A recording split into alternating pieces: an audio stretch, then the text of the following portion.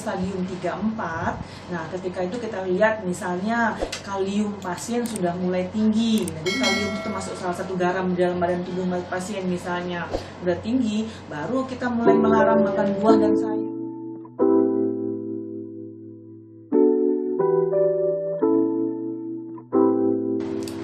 Gejala-gejala yang mungkin tadi seperti dokter bilang baru ketahuan itu setelah dia stadium 4, karena gejala 1 sampai stadium 1 sampai 3 itu tidak menunjukkan gejala-gejala spesifik ya dok. Yeah. Nah, ini pertanyaan dari Pak Wibowo, malam katanya nggak boleh minum banyak.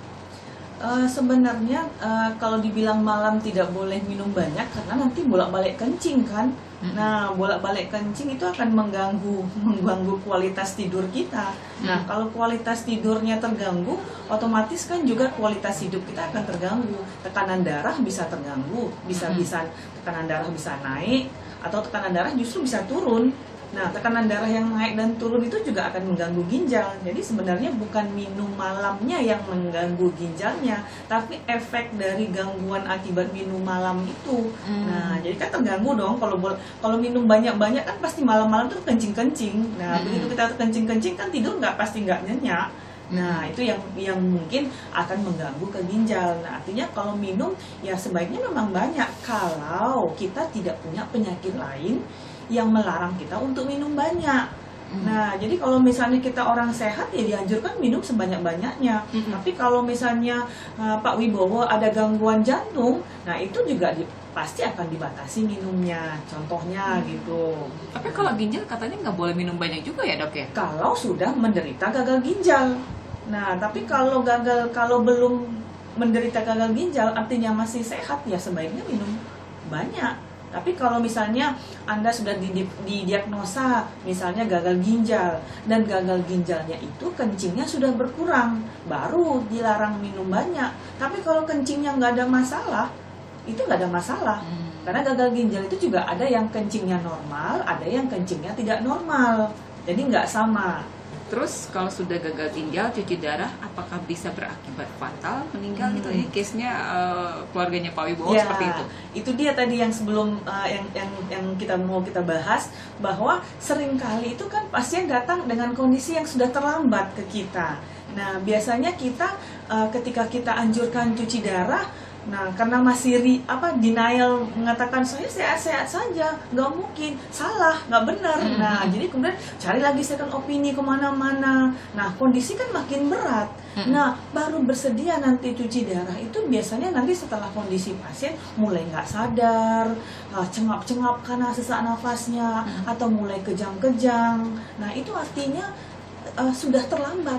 Nah, kalau saya bilang sama pasien, racun itu udah masuk ke otak. Kalau racun sudah masuk ke otak, kita nggak punya cuci otak. Kita tuh punya cuci darah. Nah, jadi artinya itulah yang bikin seringkali ketika kita lakukan cuci darah, semua sudah terlambat. Nah, tapi kan tidak mungkin kita kita bilang, oh ini sudah terlambat, kita nggak lakukan apapun lagi, kan nggak mungkin. Kita kan tetap namanya berusaha. Nah, tapi itulah yang seringkali terjadi kalau memulai dialisisnya dalam kondisi yang sudah terlambat. Nah, itu yang seringkali menyebabkan pasien bisa meninggal tiba-tiba. Oke, kemudian apakah ada olahraga khusus untuk penderita sakit ginjal? Nah, kalau olahraga sebenarnya hampir sama, cuman jangan terlalu bebannya berat. Bahkan kalau pasien-pasien yang cuci darah sendiri pun itu tetap kita suruh olahraga. Nah, cuman tidak olahraga mungkin yang membuat pasien sangat lelah dan menjadi kehausan. Nah, jadi olahraganya yang kita suruh tuh kadang misalnya hanya untuk memperkuat otot lengan. Nah, misalnya atau seperti sit up atau push up. Jadi tidak, atau cuman sekedar jalan kaki. Nah, jadi tidaklah seperti orang normal nge-gym misalnya, atau lari, senam zumba, enggak seperti itu. Nah, jadi lebih kardio, tapi kardio yang ringannya saja. Apakah ada makanan pantangan untuk penderita sakit ginjal? Nah, kalau memang pasien sudah didiagnosa gagal ginjal, nah kita lihat lagi gagal ginjalnya stadium berapa. Nah kalau memang dia masih di stadium 1, stadium 2, itu biasanya kita nggak melakukan larangan apapun. Kita silahkan seperti biasa, tapi mungkin jumlah dibatasi. Nah, tetapi kalau misalnya sudah mulai ke stadium 3, 4, nah ketika itu kita lihat misalnya kalium pasien sudah mulai tinggi. Nah, jadi kalium itu termasuk salah satu garam di dalam badan tubuh pasien misalnya udah tinggi, baru kita mulai melarang makan buah dan sayur. Nah, misalnya, jadi atau misalnya kita lihat bahwa di pemeriksaan kencingnya berbuih. Nah, proteinnya positif misalnya. Nah, baru itu kita mulai kita larang pasien atau kita kurangi makanan pasien yang mengandung protein seperti ikan, telur, tahu, tempe. Nah, baru kita batasi. Tapi kalau di awal-awal stadium 1, stadium 2, nah itu biasanya belum kita larang karena masih relatif normal. Nah, itu dia. Tergantung stadiumnya kapan kita melarang pasien makan sesuatu itu. Dokter, ini kalau penyakit ginjal apakah bisa menyebabkan penyakit komplikasi dengan penyakit lain? Bisa. Jadi dimulai dari stadium 3 seiring dengan seiring dengan fungsi ginjal tadi yang memburuk. Nah, kan fungsi ginjal itu salah satunya membuang racun. Nah, racun itu salah satu namanya fosfat. Nah, kalau fosfat ini karena ginjalnya tadi nggak berfungsi, nggak keluar lewat kencing, maka fosfat itu akan meningkat di dalam badan. Nah, fosfat meningkat di dalam badan bersama-sama kalsium itu dia akan mengendap di pembuluh darah. Nah, pembuluh darah itu kita itu akan menjadi mengapur. Nah, bayangkan kalau pengapuran itu terjadi di pembuluh darah jantung. Nah, jantung itu kan berdenyut setiap detik untuk memumpahkan darah. Lah kalau dia jadi kapur, menjadi tulang, kan nggak berdenyut lagi. Nah, itulah namanya yang kita bilang namanya kalsifikasi vaskular. Kalsifikasi vaskular baik di pembuluh darah kecil maupun pembuluh darah besar. Nah, itu salah satunya. Nah, kemudian fosfor dan kalsium ini juga menyerap kalsium yang ada di dalam tulang. Jadi tulang kita ada tapi isinya kosong. Sehingga kenapa pasien-pasien penyakit ginjal kronik itu misalnya hanya terantuk sedikit saja atau keseleo sedikit saja itu bisa patah, dan patahnya itu patah berat.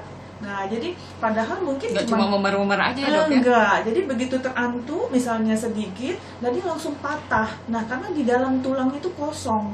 Nah, tulang panjangnya itu kosong. Nah, karena satu itu yang kita sebut dengan gangguan mineral tulang pada pasien penyakit ginjal kronis. Nah, itu salah satunya.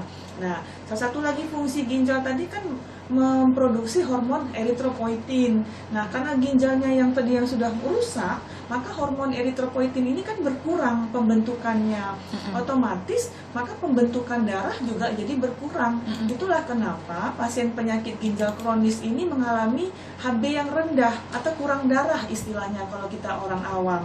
Nah, jadi HB-nya itu rendah, pasien akan gampang lelah, capek, sesak nafas. Nah, itu salah satu contohnya yang lain. Nah, contohnya yang lain, salah satu fungsi ginjal itu adalah mengatur tekanan darah kita manusia. Nah, dengan seiring fungsi ginjalnya yang memburuk, maka tekanan darah pun juga tidak akan terkendali. Nah, makanya seringkali pasien seringkali bilang akan begini, dulu tekanan darah saya ini normal, malah cenderung rendah. Entah kenapa ini belakangan menjadi tinggi. Nah, itu mungkin yang pernyataan pasien yang kemudian kita anggap, wah jangan-jangan ini udah gagal ginjal. Kita cek pemeriksaan fungsi ginjalnya. Nah, jadi itu bisa salah satu komplikasi-komplikasi kalau misalnya ginjal kita ini mengalami gangguan. Nah, jadi bisa tekanan darah tinggi, bisa menyebabkan gangguan mineral tulang, bisa menyebabkan anemia. Nah, jadi banyak. Nah, kalau misalnya si racun tadi seperti yang kita bilang masuk ke saluran cerna, itu pasien akan mual muntah. Nah, bahkan bisa menyebabkan perdarahan pada saluran cerna yang dianggap mungkin cuma sakit mah saja. Nah, padahal sebenarnya karena urium kreatinin yang merupakan racun tadi itu menumpuk di saluran cerna. Nah, itu bisa salah satu komplikasinya yang lain.